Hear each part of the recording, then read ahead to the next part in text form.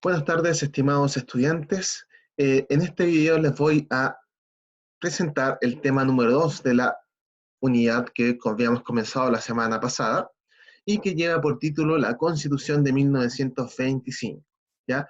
Recordemos que la semana pasada habíamos enviado una clase sobre la crisis del parlamentarismo en Chile durante el siglo XX, y ahora vamos a hablar de uno de los elementos que contribuyó al término, ya al derrumbe del sistema parlamentario, de este sistema de gobierno que fue la Constitución del 25. Así tendremos por objetivo de esta clase comprender el surgimiento de la Constitución de 1925 como una respuesta ante los problemas políticos y sociales producidos durante la época parlamentaria. Comencemos. Lo primero que vamos a ver es tratar de contextualizar el periodo, ¿ya? O el periodo anterior a la promulgación de la Constitución de 1925 y que se va a relacionar mucho con lo que vimos durante la clase anterior, con el PPT anterior, que es lo siguiente. Durante el gobierno de Arturo Alessandri, ¿cierto?, que duró entre 1920 y 1925, había intentado promover un programa político y social súper concreto a las necesidades de la época, ¿ya? De hecho, Arturo Alessandri ganó las elecciones de 1920 gracias a este programa, ¿ya? No solamente gracias a su carisma, ya sea sus discursos, como les decíamos, populistas, sino que también debido a lo concreto que era su programa político y principalmente porque atacaba tres pilares fundamentales que no había querido atacar o que no había querido reformar el parlamentarismo, que eran los siguientes. El programa político de Alessandri proponía reformar instituciones políticas tradicionales, sobre todo el Congreso. Dos, ampliar la legislación social, ¿ya? ¿Cierto? Sobre todo en temas de salud, educación, trabajo. Poner fin al cohecho, que era uno de los elementos, una de las trampas políticas más importantes de la época, cuando una persona, sobre todo las personas de la aristocracia u oligarquía querían favores políticos, ¿cierto? Aprobar una ley, rechazar una ley o promover la discusión de una ley dentro del Congreso, le pagaban a los políticos, los sobornaban. Y cuarto, promover el desarrollo económico del país. Sin embargo, como habíamos visto durante el PPT anterior también, Alessandri no pudo concretar casi nada de su programa político debido a la oposición, a la férrea oposición del Parlamento, ¿ya? Que era básicamente una oposición simplemente porque no les convenía que ni reformase las instituciones políticas tradicionales, ni ampliase la legislación social, o simplemente porque no estaban interesados en concretar proyectos sociales.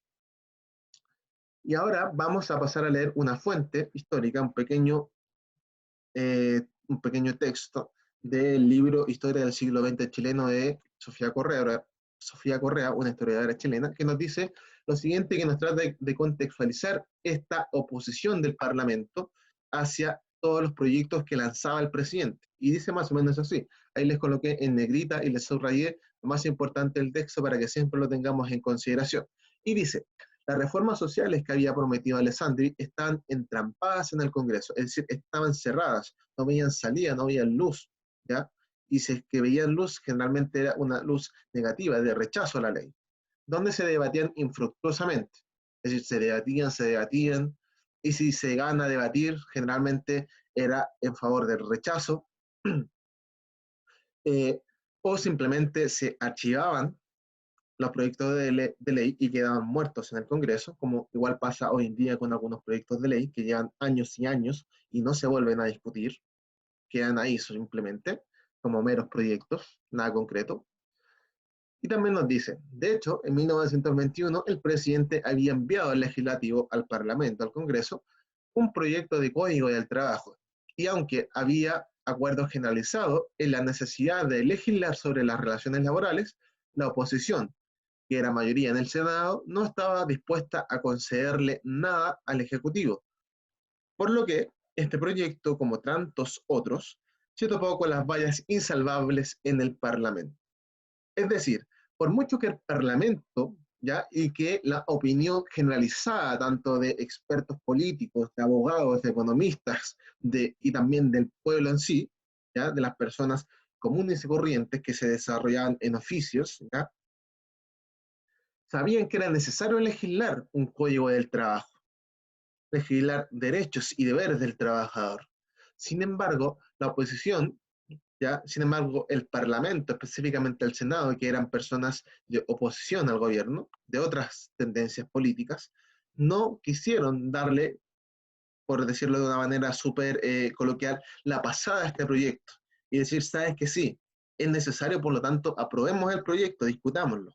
Simplemente dijeron, bueno, como viene del presidente, somos oposición y no nos interesa mucho legislar temáticas sociales, ya ilegales, simplemente lo vamos a dejar muerto y no lo vamos a discutir. O simplemente lo rechazamos. Ese era más o menos el contexto. Por eso que el pueblo y mucha parte de la población tenía mucho malestar con este sistema político, que era totalmente inoperante en temas sociales, ¿ya? Y también en temas políticos. Seguimos con el contexto antes de la promulgación de la Constitución del 1995 y vamos a ver que este escenario provocó una muy poca capacidad de acción por parte de Alessandri.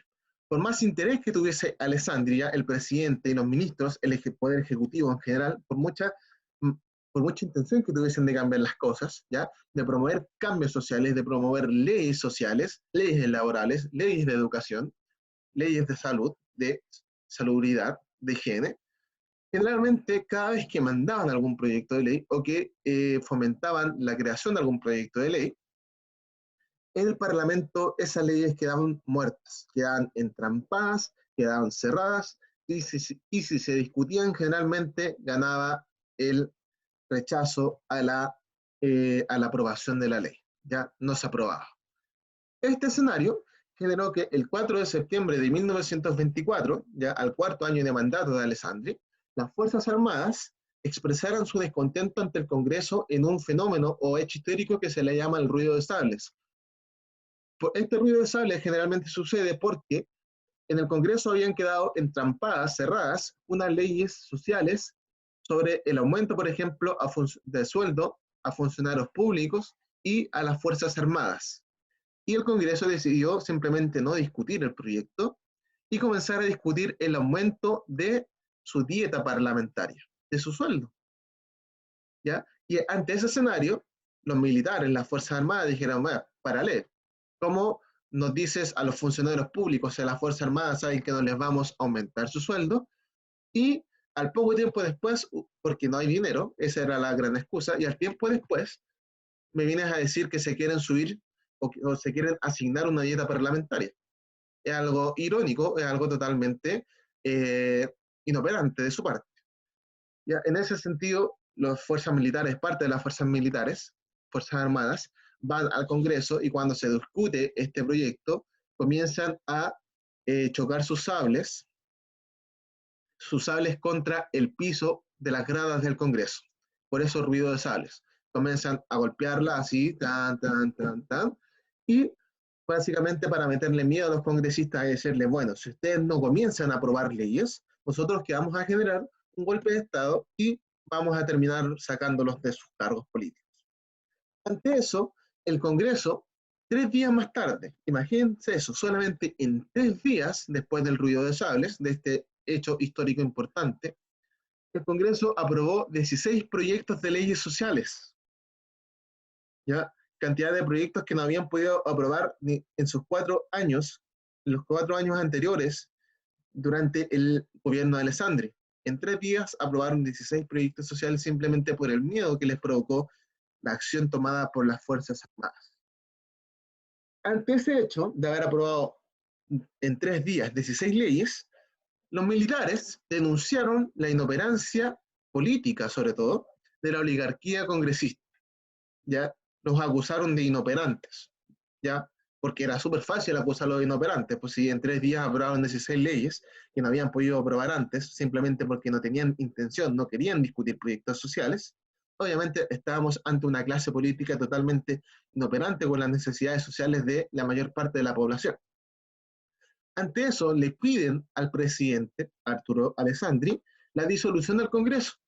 Les dice, sabe, señor presidente, porque el ruido de sables no era algo en contra del presidente, De hecho, gran parte de las Fuerzas Armadas que fue a generar el ruido de sables estaba en favor del presidente y de sus políticas sociales y de reforma a las instituciones políticas. Le piden la disolución al Congreso. ¿Sabe, presidente? Lo mejor que puede hacer en este momento es disolver el Congreso porque está lleno de políticos inoperantes, ¿ya? Que jamás van a atender a las verdaderas necesidades de la población chilena. Ante ello, Alessandri queda ante una disyuntiva, ¿ya? Básicamente, que es o hacerle caso a los militares y saber que básicamente su política reformista no había sido estructurada por la vía legal, sino que simplemente por la vía de la fuerza, por el ruido de sables, o simplemente decirle a los militares, saben que no voy a aceptar su petición, y haberse visto entrampado en esta disyuntiva de estar apoyando a un Congreso totalmente inoperante. Ante esa disyuntiva que tuvo Alessandri, ¿ya? De darse cuenta que estaba entrampado en dos vías o en dos soluciones que eran totalmente antidemocráticas, decidió renunciar. Presenta su renuncia ante el Congreso, la cual finalmente no es aceptada. Simplemente le dicen, saben que no vamos a aceptar tu solicitud de renuncia, pero sí lo que sí vamos a hacer es darte una licencia de 6 meses para que tú te tomes 6 meses, entre comillas, de vacaciones. Ante esa respuesta, Alessandri decide autoexiliarse en Estados Unidos, ¿ya? Luego de que Alessandri se va del país, de que acepta esta licencia, las Fuerzas Armadas que generaron el ruido de sable finalmente terminaron tomando el poder, ¿ya? Tomando el poder y generaron cosas que vamos a hablar después. Para contextualizar en un texto este, eh, este escenario, es que yo también les traje a colación otro pedacito de la misma fuente histórica que habíamos ocupado anteriormente, Historia del siglo XX chileno, por Sofía Correa. Dice lo siguiente: dada la actitud inoportuna de los parlamentarios recién elegidos, quienes, habiéndose negado a considerar reajustes de remuneraciones a los empleados públicos y militares por la escasez de recursos fiscales, iniciaron la discusión de un proyecto de ley para adjudicarse un sueldo o dieta parlamentaria. Con ello colmaron la paciencia de los militares. Lo mismo que yo les decía anteriormente. Los militares dijeron que eran inoperantes básicamente por eso. Habían rechazado su aumento de sueldo por diciéndoles o argumentando que había escasez de recursos fiscales. Sin embargo, poquito tiempo después de haber negado ese reajuste, ese aumento de sueldo, iniciaron una discusión para asignarse un sueldo a una dieta. Eso fue lo que finalmente terminó colmándole la paciencia a los militares y generando este hecho histórico denominado el ruido de sables. Ahora, vamos. Como lo había dicho anteriormente, después de que Alessandri acepta estas vacaciones, ¿ya? Porque no le aceptaron su renuncia, se estableció una junta militar al poder. Los militares dijeron, bueno, ya que no está Alessandri, nosotros vamos a tomar el poder porque el poder no lo puede tomar el Congreso, porque está lleno de políticos inoperantes, ¿cierto?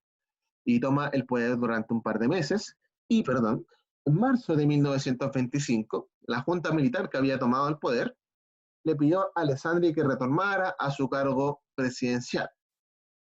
Sin embargo, después de varias conversaciones y de acuerdos, Alessandri acepta volver al cargo presidencial, es decir, volverse de Estados Unidos a Chile a tomar el cargo de presidente, con dos compromisos. El primer compromiso para poder aceptar este retorno presidencial era conseguir que el retorno de los militares a sus cuarteles, es decir, que toda la junta militar se disolviese y no quedase ninguno de ellos tomando decisiones en el Poder Ejecutivo, sino que fuesen a cumplir su función, que eran funciones de resguardo de la patria. Y después, el otro compromiso por el cual aceptó volver al cargo Alessandri fue el de redactar una nueva constitución. ¿Para qué? Para poder terminar con este sistema político parlamentarista y para atender problemas sociales. Por eso les coloqué ahí en ese recuadrito, quería redactar una nueva constitución para tener problemas sociales y políticos. La constitución tenía en primera instancia la intención de ser redactada por una asamblea constituyente, ¿ya? Es decir, por variadas personas de la República, del Estado de la Nación. Sin embargo, Alessandri no vio conveniente que se realizase una asamblea constituyente porque eso podía generar más choques políticos y devenir en una futura guerra civil o en otro fenómeno importante para la nación, que es importante en el sentido negativo. Y por eso prefirió generar una comisión consultiva. Estuvo establecido por diferentes políticos, ¿cierto? Políticos de la época que representaban a diferentes corrientes políticas: conservadores, radicales, liberales, socialistas, comunistas, entre otros. Y esa comisión consultiva fue la que se encargó de proponer la nueva constitución. Esa nueva constitución, como yo habíamos comentado en el PowerPoint anterior, tuvo un marcado carácter presidencialista, y por eso que esta constitución fue uno de los elementos importantes para poder derrumbar al sistema político parlamentario. Y ahí vamos a tener las principales leyes, que se pueden dividir en leyes enfocadas en el poder ejecutivo, en el poder legislativo y otras disposiciones importantes.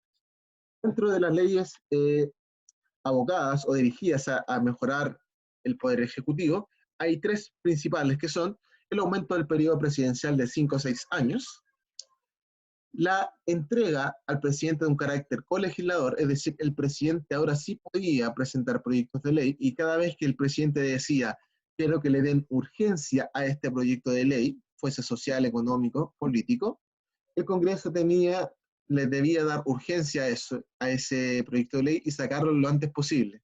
Antes, cuando el presidente proponía algo, lo que hacía el Congreso era tomar el proyecto y dejarlo durmiendo en el Congreso. Muchas veces ni siquiera se revisaban los proyectos de ley mandados por el Ejecutivo, por el simple hecho de ser mandados por el Poder Ejecutivo. Con esta nueva ley era todo lo contrario. Si el presidente manda un proyecto de ley de carácter, sobre todo de carácter urgente, el Congreso tiene la obligación de revisarlo lo antes posible para poder despachar su aprobación o rechazo. Y tercero, la incompatibilidad entre ministro y parlamentario. Antes de la aprobación de esta Constitución, existían personas que eran al mismo tiempo ministros de Estado y parlamentarios, ya senadores, diputados.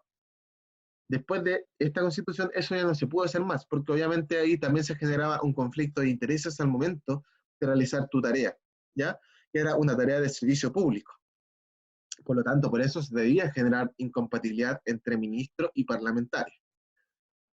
Después, las principales leyes abogadas al Poder Legislativo, todas fueron enfocadas en disminuir la importancia o el poder que tenía el legislativo dentro del ámbito político. Y para ello, las dos principales fueron decretar plazo fijo para aprobar ley de presupuesto. Antes, una de las cosas con las cuales el poder legislativo podía amarrar en forma de esclavo al poder ejecutivo era la ley de presupuesto, es decir, en qué se iba a invertir cada año, si le íbamos a aumentar la inversión a, no sé, educación, a seguridad de Estado, entre otras cosas. Pero después de esto, el Parlamento comenzó a tener un plazo fijo, ya no podía entrampar la ley, no podía decir, bueno, no la aprobamos hasta que tú, presidente o poder ejecutivo, nos den tal cosa, por ejemplo. Después de esto, no. Si simplemente pasado un cierto tiempo no se aprobaba la ley de presupuesto, el presidente tenía toda la facultad de implementar la ley de presupuesto del año anterior. Es decir, ya no se podía congelar la plata. Si pasaba un mes, el presidente decía, bueno, pasó el tiempo, estos chicos del legislativo no me quieren aprobar la ley de presupuesto, aplico la del año pasado y basta de problemas. Nos zafamos de ese problema.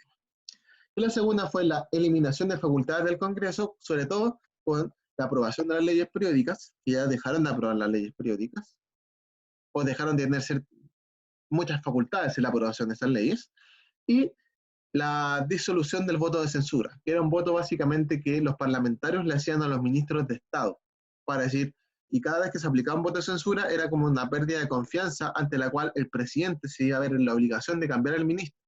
durante el periodo de la República Parlamentaria o del parlamentarismo, existía algo que se llamaba rotativa ministerial, que quería decir que cada vez que los parlamentarios aplicaban un voto de censura sobre una persona, este tenía que salir de su cargo y el presidente tenía que colocar a otra persona al cargo, ¿ya?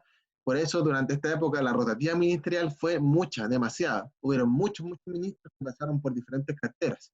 Bastaba con que a un parlamentario le cayese mal la persona que se designó en X ministerio y le aplicaban un voto de censura. Y el presidente, más que por obligación, como por necesidad para tener una estabilidad política, decidía o tenía que sacarlo, removerlo, sacarlo de ese ministerio y colocar a otra persona. Y por lo general tratar de no volver a colocar a esa persona que le aplicaron voto de censura a otro ministerio. Porque si le cambiaban de ministerio, lo más probable es que le volviesen a aplicar voto de censura, tuviesen más problemas políticos, entre otras cosas. Y dentro de las otras disposiciones hay tres cosas súper importantes. La primera es el decreto de la separación de Estado e Iglesia. Súper importante porque ante muchas cosas que hoy en día manejan las autoridades civiles, ¿ya? Sobre todo el registro civil, eran cosas que manejaba la Iglesia. La Iglesia manejaba el tema de las fichas de nacimiento, las fichas de defunciones, el tema de los matrimonios, entre otras cosas. Por lo tanto, al ser parte de la Iglesia también manejaba ciertas cosas, por ejemplo, de que solamente se iban a bautizar hijos de personas que estuviesen casadas, no se podían bautizar hijos que tuviesen solamente a su madre o a su padre, no se podían enterrar eh, en cementerios religiosos a personas que no fuesen católicas, entre otras cosas. Por lo tanto, fue un elemento súper importante y también teniendo en cuenta que la Iglesia tenía, antes de esta separación, Iglesia-Estado, la Iglesia tenía mucho poder en temas políticos.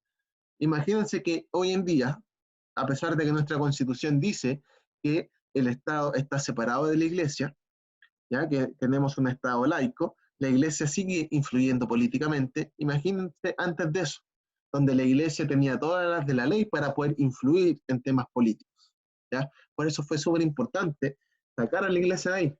Como decían, al César lo que es del César.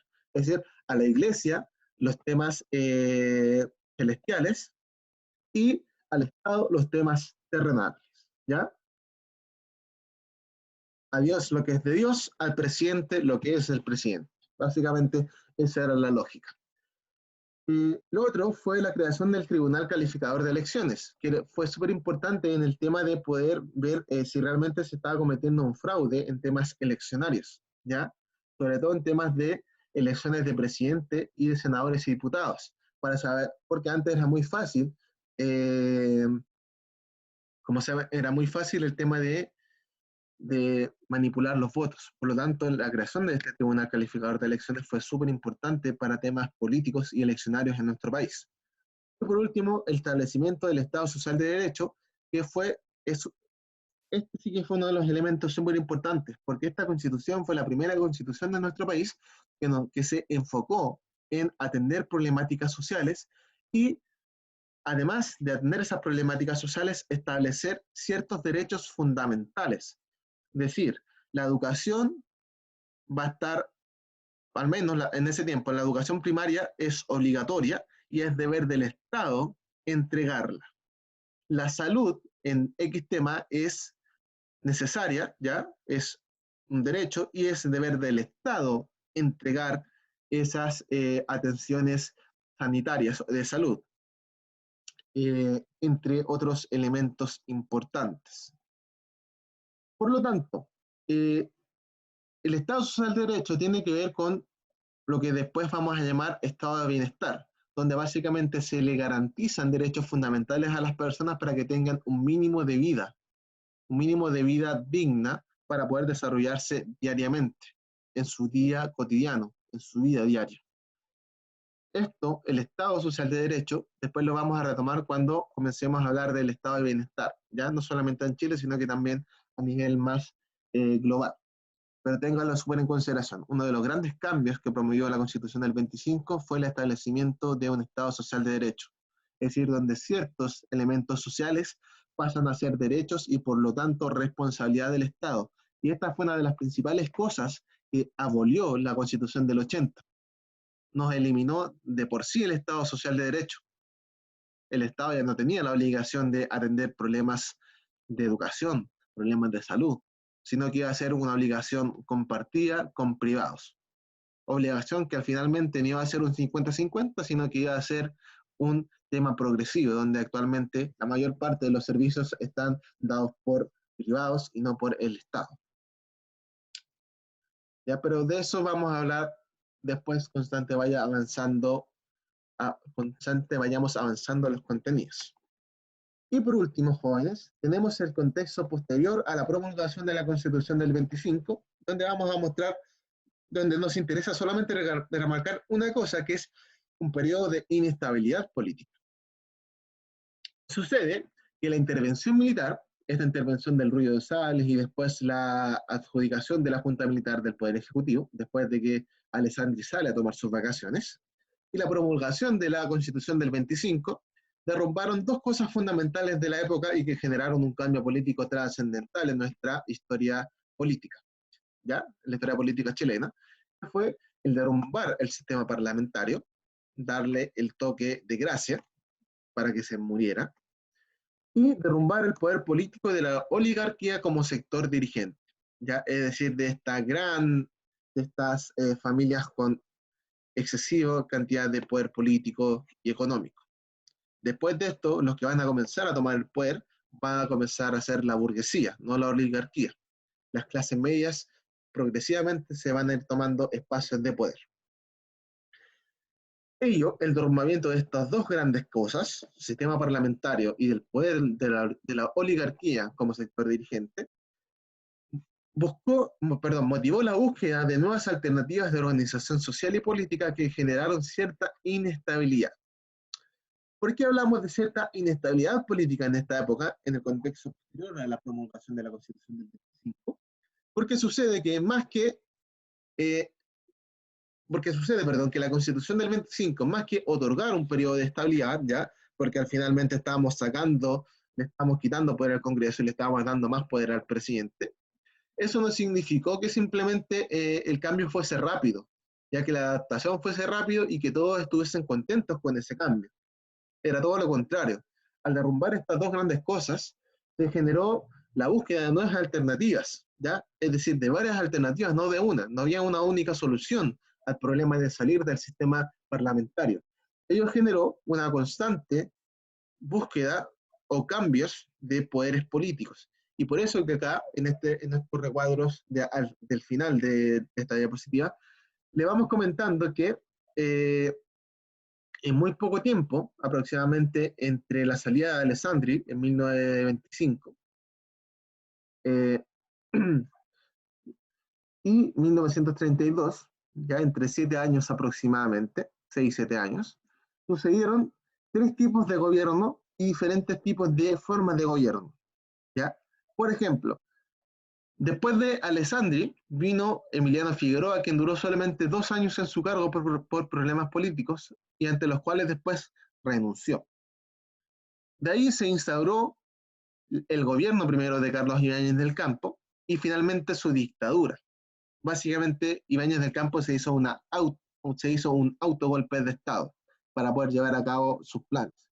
¿Por qué? Porque básicamente su gobierno no fue tan fácil, porque durante su gobierno vino lo que se llamó la crisis del 29 o el crack del 29, esta gran crisis mundial que desplomó básicamente al país que más afectó, en el cual más desplomó la economía fue en Chile. Ya se nos quebró el tema de la economía basada en el salitre prácticamente después de la Primera Guerra Mundial bajó sus ganancias porque se creó el salitre sintético, entre otras cosas. Después de estos gobierno de dictadura de Carlos Ibáñez del Campo, vino el gobierno de Juan Esteban Moreno, quien duró menos de un año en el poder. Y finalmente vino el establecimiento de una república socialista que solamente duró apenas 12 días, para que vayan viendo más o menos cómo sucedió el por qué, podemos decir que el periodo posterior a la promulgación de la Constitución del 25, más que nada en ámbitos políticos, pero también económicos, después del 29, generaron cierta inestabilidad, ¿ya? se buscaron muchas cosas, muchas soluciones, muchas alternativas para salir del parlamentarismo, lo cual también se vio agravado con temas económicos, sobre todo a partir del crack del 29, de 1920. Así que eso, jóvenes, eso sería la clase de hoy. Espero que me haya dado a entender lo mejor posible. Cualquier duda, consulta, tiene mi correo a disposición o también los foros abiertos de consultas que le dejo en la página web. Sin nada más que agregar y esperando que todos se encuentren súper bien junto a sus familias, me despido y nos vemos la próxima semana.